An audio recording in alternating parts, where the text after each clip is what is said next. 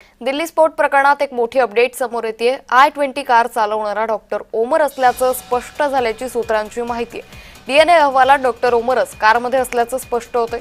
कारमधील हाडं आणि दातांचे नमुने ओमरच्या आईच्या डीएनएशी जुळले असल्याची माहिती सूत्रांनी दिली आहे।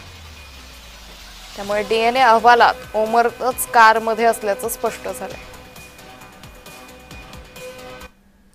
दिल्ली स्फोट प्रकरणात आणखी एका जणाला ताब्यात घेण्यात आले। कार्डिओलॉजीचा विद्यार्थी डॉक्टर मोहम्मद आरिफ ताब्यात आहे। एनआयए आणि एटीएसनं ही संयुक्त कारवाई केली आहे। त्यामुळे दिल्ली स्फोट प्रकरणी आणखी एका संशयिताला ताब्यात घेण्यात आलेलं आहे।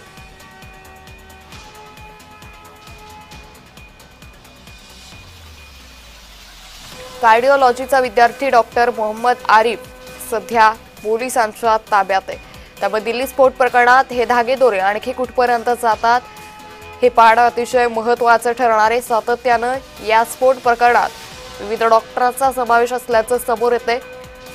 एनआयए आणि एटीएस कडून ही कारवाई केली जाते। कार्डिओलॉजीचा विद्यार्थी डॉक्टर मोहम्मद आरिफ ताब्यात आहे।